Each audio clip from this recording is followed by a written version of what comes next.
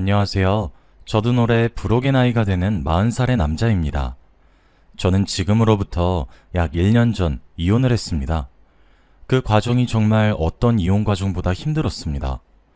제게 이렇게 말도 안 되는 일이 어떻게 일어날 수 있는지 의아했어요. 이번 일을 겪고 나서 정말 세상에 믿을 놈 하나 없다고 다시 한번 깨닫게 되었던 것 같아요. 솔직히 여기서 사연을 들어보면 남자분들이 사연을 써서 보내는 숫자보다 여자분들이 써서 보내는 숫자가 훨씬 더 많다고 생각을 하고 있어요. 하지만 분류는 남녀 차이의 숫자와 잘 어울리지 않는다고 생각합니다. 인간성이 덜 된 사람인지 성숙한 사람인지에 따라 나뉘어진다고 생각을 하거든요. 물론 쓰레기처럼 놀면서 이 여자 저 여자들을 건드리는 남자들도 많지만 저는 그 남자들의 수만큼 여자들도 남편 몰래 놀러다니거나 일탈을 하는 사람들이 많을 거라고 생각합니다. 마치 제 아내가 제게 몰래 그렇게 행동했던 것처럼 말이죠.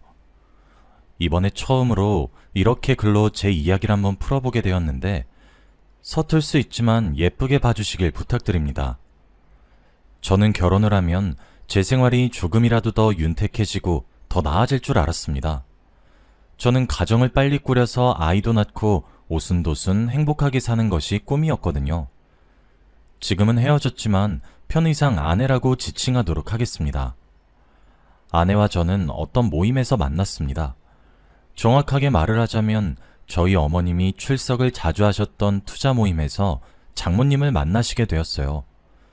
두 분께서 모임을 함께 하시면서 많이 친해지셨고 그 결과 저 아내의 선자리가 주선되었죠. 당시 제 나이는 31살이었고 아내의 나이는 딱 30이었습니다. 서로의 직장과 가정 환경이 마음에 들었고 결혼을 전제로 만남을 이어가는 것 또한 부드럽게 진행이 되었어요. 굳이 따지고 보면 처가댁이 저희보다 조금 더 잘 살았습니다. 장인어른과 장모님께서 전문직에 종사하셔서 돈을 정말 잘 버셨거든요. 저희는 너무 급하게 준비하는 것인가 싶어 약 2년간의 연애를 하기로 했고 결혼에 골인을 하였습니다. 결혼 생활은 평화로웠습니다. 아무래도 30이 넘어서 하는 결혼이라 그런지 재정적으로 여유로웠죠. 아내와도 적당히 서로를 알아가는 시간을 가진 이후에 결혼을 하게 된 터라 좋았습니다. 저희 본가와 처가댁에서도 넘칠 만큼 금전적으로 도움을 주시기도 하셨고요. 그렇게 신혼기간을 보냈어요. 저희는 아이를 간절히 바라고 있었는데 도통 아이의 소식은 찾아오지 않았죠. 그러던 와중 장모님의 건강에 이상신호가 왔다는 사실을 아내가 전해주었습니다. 그러면서 제게 부탁을 하더라고요. 일주일 중에서 절반 정도는 장모님 댁에 가서 지내면서 간병을 병행하고 싶다고 하면서요. 당연히 저는 흔쾌히 허락했죠. 본인의 엄마가 그렇게 아픈데 자식된 도리로 당연한 행동이잖아요. 저도 장모님께 따로 연락을 드리겠다고 말을 했어요. 그랬더니 아내가 그런 저를 긋고 말리더라고요. 아니야 여보, 엄마한텐 연락하지 않아도 될 것 같아. 그게 아무래도 엄마가 당신한테 알리고 싶진 않아 하는 것 같더라고. 당신은 아무래도 아니라고 말할 것 같긴 한데 우리 엄마가 당신한테 짐이 되는 듯한 기분을 느끼게 된 것 같아. 그러니까 내가 나중에 눈치 봐서 당신한테 연락할 테니까 그 전까지 따로 연락드리지 마. 알았지? 그렇지 않아도 우리 엄마 건강도 그렇게 좋은 편이 아닌데 괜히 마음까지 불편하게 만들어주기 싫어서 그래.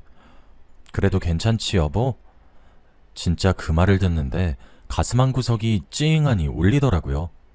아버지를 아버지라 부르지 못하는 홍길동도 아니고 아프다고 말을 하기 어려운 사이가 되었다는 사실에 저는 처가댁에 좀 더 잘해서 부담을 느끼게 하지 않아야겠다고 다짐을 거듭했고 일단 알겠다고 대답을 했습니다.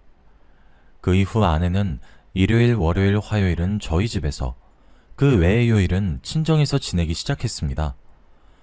아내는 저와 떨어지는 요일이 4일씩이나 되는 대신 함께하는 사흘의 기간은 저랑 오롯이 보내기로 했었죠. 사실 주말 부부 같은 느낌이 들어 불편하긴 했지만 그래도 하나뿐인 장모님의 건강과 직결되는 부분이다 보니 어쩔 수 없다 생각을 하게 되었습니다.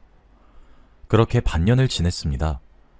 그렇게 지내기 시작한 초기와 달리 아내는 점점 제게 소홀해지기 시작하였고 제가 장모님의 호전 상태를 물어보거나 하는 일이 생기면 아내는 가뜩이나 엄마가 아파서 힘들어 죽겠는데 그렇게 예민한 부분을 헤집어놔야 속이 시원하냐는 등의 매섭고 날카로운 말만 하기 시작했고, 저는 그런 아내의 눈치를 보는 생활을 이어나가고 있었습니다. 솔직히 저는 아내가 그렇게 장모님의 병간호를 하는 것은 당연하다 생각했고 서운하지 않았습니다.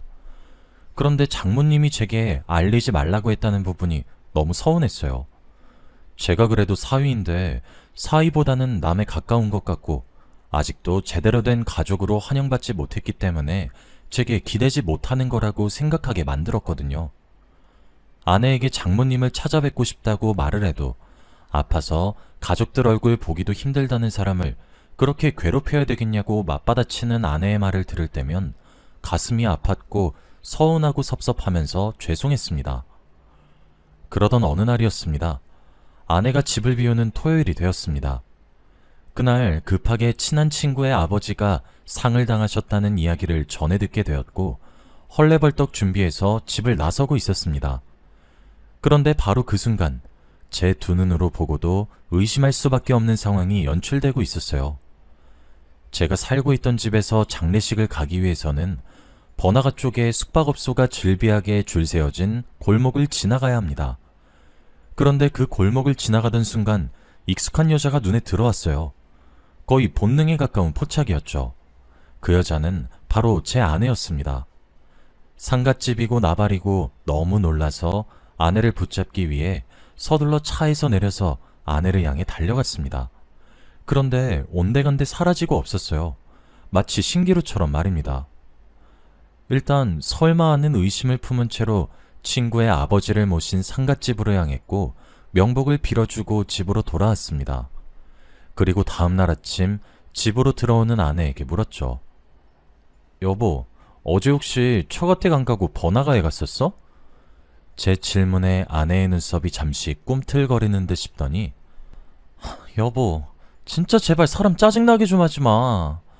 진짜 가뜩이나 피곤해서 죽을 것 같은데 수고했다고 말하면서 고생했다 한마디 건네지 못할 망정 사람 짜증나게 대체 왜 그러는 거야? 진짜 적당히 좀 해. 불같이 예민하게 화를 내는 아내의 태도를 보면서 저는 본능적으로 수상함을 감지했습니다. 평소와 별 다를 바 없이 예민하기는 했지만 뭔가 모션이 더욱 크게 느껴졌었거든요. 여자의 직감은 무시하지 못한다는 우스갯소리가 있죠. 남자의 직감도 마찬가지입니다. 동물적이고 본능적인 감각에 가까운 거죠. 아무런 티도 내지 않고 미안하다고 사과를 하며 아내를 대충 달랜 후 아내가 장모님을 간병하러 가는 수요일을 기다렸습니다. 그리고 저는 수요일에 퇴근을 하며 처가댁을 찾아갔어요. 띵동 누른 초인종 소리에 장서방, 이게 얼마만인가? 왜 그동안 연락도 없더니 무슨 일이야? 하면서 버선발로 저를 맞아주신 장모님의 얼굴엔 병색이 전혀 보이지 않았습니다. 이런 말을 해도 될지는 모르겠지만 저는 장모님이 정말 많이 아프길 바랬습니다. 제 아내가 설마 자신을 배 아파 낳아주신 부모를 팔았던 사실은 아니길 바라면서 말이에요. 오랜만에 퇴근길에 생각나서 왔다며 양손에 싸들고 온 과일 상자를 건네어드리며 이런저런 이야기를 했습니다. 그러다 물었죠. 장모님, 요즘 몸은 어떠세요? 장서방, 걱정하지 마. 나 요즘 아픈 곳 하나 없이 너무 건강해. 이게 다 장서방이 날 걱정해서 그런 거 아닌가 싶어. 그렇게 대답하시는 장모님의 말 뒤에 장인어른께서 장서방, 너희 장모가 얼마나 체력이 좋은지 모를 거야. 오랜 감기 한 번 걸리지 않더라니까. 라고 대답을 이어하셨죠. 장서방, 요즘 왜 이렇게 말랐어? 요즘 얼굴 보기가 왜 이렇게 어렵느냔 말이야. 희정이한테 물어봐도 요새 장서방 일이 엄청나게 많아서 몇 개월 동안 야근만 하고 있다며? 혹시 내가 연락하거나 그러면 장서방이 부담 느낄까 싶어가지고 내가 연락 안 했던 거야. 서운하거나 그랬던 것은 아니지? 오랜만에 장서방 얼굴 보니까 기분이 너무 좋네. 그쵸, 여보? 그러니까 말이야. 장서방, 오랜만에 왔는데 저녁이라도 먹고 가게. 장모님과 장인어른은 앞다투어 제게 말을 붙이기 시작했고, 그런 순간이 길어질 때마다 제 표정은 관리가 전혀 되지 않았습니다. 저는 지금도 잠시 짬을 내서 온 것이라고 제 아내에게는 여기 온 사실을 비밀로 해달라고 했습니다. 왜냐고 묻는 장모님과 장인어른의 질문을 대충 얼머부리며 넘겼죠. 그리고 곧장 집으로 왔고 생각에 빠지기 시작했습니다. 생각의 결과 회사에 휴가를 내기로 결정했고 내일 잠시 짬을 내어 아내와의 만남을 가진 이후 끝까지 미행을 하기로 했죠. 어떻게든 다음날 아내를 만날 수 있었고 만나서 점심을 한 끼 같이 하고 제가 만든 핑곗거리에 대해 이야기를 나눈 이후 깔끔하게 헤어졌어요. 아내에겐 장모님 밑으로 들어가는 돈이 부족하면 제게 언제든지 말을 하라고 호언장담을 하면서 말이에요. 그리고 전 아내의 뒤를 그대로 쫓아갔습니다. 아내의 뒤를 쫓아갔는데 아내의 행선지는 예상외로 저희가 살고 있는 아파트 단지였습니다. 저는 속으로 한숨을 돌리며 잘못 생각했다고 생각하던 바로 그 순간이었습니다. 아내가 운전하던 차가 주차장에 부드럽게 멈춰섰고 아내가 내렸습니다. 그런데 그 차에는 20대 초반으로 보이는 청년 하나가 동승을 하고 있었어요. 아마 제가 아내의 뒤를 쫓기까지 조금의 시간이 걸렸던 그 사이에 동승을 했나 보더라고요. 아내는 제게 연애 시절에나 보여줬던 수줍은 미소를 지으며 20대 초반 청년이랑 걷기 시작했습니다. 설마 했습니다. 저희가 살고 있었던 동은 백사동이었는데 아내와 그 청년은 백일동이 있는 곳으로 걸어가더군요. 여러분들은 본인의 배우자가 불륜을 저지르고 있는 상황을 직접 두 눈으로 목격을 하게 되면 뒤집어 엎을 것 같죠? 그런데 실제로 그 상황에 놓이면 아무 행동도 할 수 없게 됩니다. 주차장에서 멀어지는 두 사람의 뒷모습을 멀거니 쳐다만 보았어요. 정신을 차려보니 이미 두 사람은 사라지고 없었고 주차장에 저는 아내의 차와 함께 놓여졌죠. 본능적으로 열쇠를 들어 아내의 자동차 문을 열었어요. 저희 부부는 각자의 자동차 스페어 키를 함께 가지고 있었거든요. 그리고 블랙박스를 확인하기 시작했습니다. 매우 불행하게도 제가 확인을 하게 된 그 영상 속에서는 믿기 힘든 일들이 벌어지고 있었습니다. 블랙박스는 최대 2주 정도의 데이터를 가지고 있었습니다. 그리고 그 기간은 아내의 불륜을 확인하는 데 부족함이 없는 기간이었어요. 아내의 자동차에 있으면 제가 이성을 잃을 것만 같아 집으로 블랙박스 영상을 들고 올라갔습니다. 그리고 모든 영상을 하나씩 재생하기로 했어요. 영상만 봐도 무슨 일을 저지르고 있는지 알겠더군요. 이건 영상을 보고 난 이후 제가 따로 알아본 사실인데 아내는 아내의 명의로 새로운 아파트를 하나 구했더군요. 저와 같은 단지에 동만 다른 곳으로 말이에요. 그리고 제게는 장모님의 건강이 위독하다는 말이 되지 않는 핑계를 댔고 처가댁에는 제 일이 너무 바빠서 야근에 치여 살아서 연락을 자주 하지 못한다는 핑계를 대면서 불륜을 저지르고 있었던 거였습니다. 문득 서재에 있는 컴퓨터에 아내의 공인인증서가 저장되어 있다는 사실이 생각나더라고요. 저는 컴퓨터를 켜서 아내의 공인인증서로 로그인을 했습니다. 그 결과 매달 300만 원씩 강찬영이라는 사람의 계좌로 돈을 보내오고 있었더군요. 그날은 뜬 눈으로 밤을 지새우면서 이 일을 어떻게 헤쳐나가야 하는 건지 전 정말 모르겠더군요.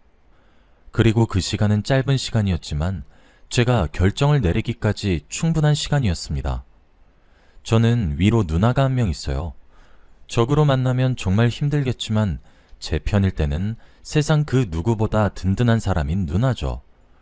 저는 누나에게 만나자고 요청했고 누나를 만나 모든 이야기의 전말을 말해주었습니다. 당연히 누나는 분노했습니다. 저의 누나의 절친인 미연이 누나가 있는데 그 누나가 이혼 전문 변호사입니다. 저도 어린 시절부터 미연이 누나를 알고 지냈어가지고 저와도 친한 사이인 편이죠. 누나는 바로 미연이 누나에게 이 사실을 알리고 이혼 소송을 준비하자고 얘기를 했고 저도 알겠다고 했습니다. 솔직히 정말 아내가 단 한순간의 바람이었다면 실수였다고 합리화하면서 넘어갔을 것 같기도 합니다. 그런데 나이도 한참 어린 20대 초반의 어린 남자한테 빠져 가정을 등한시하고 제 부모를 팔아가면서 거짓말을 일삼고, 그리고 무엇보다 같은 브랜드 같은 단지의 아파트를 구매해서 두 집 살림을 하고 있었다는 사실 하나가 정말 너무나도 용서가 되질 않았습니다. 미연이 누나에게 모든 내용을 알렸고, 미연이 누나는 힘들겠지만 티를 내지 않으면서 좀 더 많은 증거를 확보해야 한다고 했어요. 블랙박스 영상과 거래 내역 정도만으로는 증거가 부족하다고 하면서 말이에요. 그 말에 저희 누나가 그러더라고요. 그 두 집 살림을 하고 있는 집 주소를 아냐고 말이에요. 안다고 대답했더니 누나는 일어나라고 하더군요. 저는 이혼을 결심하기로 하고 난 뒤 회사에 휴가를 낸 상태였고, 저희 누나는 프리랜서라 시간이 여유로운 상태였어요. 마침 시계를 보니 아내는 일을 하러 나갔을 시간이더군요. 저는 앞장서서 누나와 함께 아내가 두 집 살림을 하고 있는 집 주소로 향했습니다. 누나는 카메라를 켜서 촬영을 하기 시작했고, 저는 누나가 촬영을 시작하는 것을 확인하고 초인종을 눌렀습니다. 참, 머리에 새파랗게 피도 안 말랐을 정도로 앳된 목소리가 누구시냐고 묻더니 이내 문을 열더군요. 곱상하게 생긴 얼굴을 보니 그동안 잔잔하게 감성을 다독이며 이성을 유지하고 있었는데, 순식간에 머리에 열이 몰리면서 머리에 뚜껑이 열리기 시작했습니다. 누나는 제게 정신 차리라고, 이성 잃으면 안 된다고 소리를 빽 질렀고, 저는 침착하게 잠시 할 말이 있어서 왔다고 했죠. 무슨 일이냐는 말에 저는 제 아내의 이름을 이야기하며 그 여자 남편 되는 사람이라고 했습니다. 순식간에 사색이 되는 애새끼 얼굴을 보고 잠시 들어가서 이야기 좀 하자고 했더니 나가라고 문전박대를 하더군요. 그때 말했어요. 지금 나랑 이야기 안 하면 네 인생 망해. 평생 후회하게 돼도 난 모르는 일이다 그럼? 제 한마디에 바로 문을 열고 절 들이더군요. 어린 티가 확실히 나는 것이 고작 저 한마디에 별 의심 없이 들이는데 이런 멍청한 놈이랑 바람났나 싶더군요. 그리고 그 집에 들어선 순간 저는 할 말을 잃고 말았습니다.